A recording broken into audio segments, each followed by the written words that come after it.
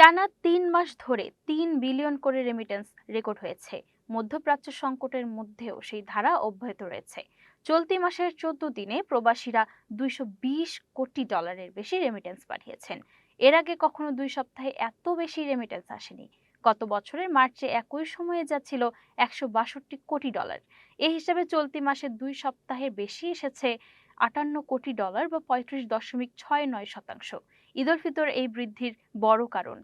দেশের ইতিহাসে এখন পর্যন্ত কোনো এক মাসে সর্বোচ্চ $৩৩০ কোটি রেমিটেন্সের রেকর্ড ছিল গত বছরের মার্চে। এরপর গত ডিসেম্বর থেকে টানা ৩ মাস $৩০০ কোটি বেশি আসছে।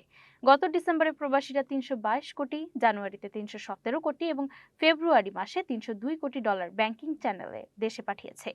চলতি মাসের ১৪ দিনে দৈনিক গড়ে এসেছে $১৫,৭৫,০০,০০০। ব্যাংকাররা জানিয়েছেন, রমজান ও ঈদ কেন্দ্র করে এমনিতেই বেশি রেমিটেন্স আসে।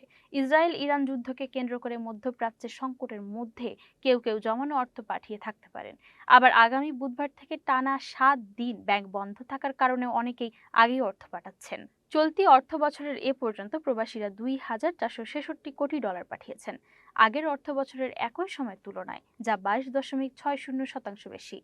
আর গত অর্থ বছরের রেমিটেন্স বেড়েছিল ২৬.৮৩%।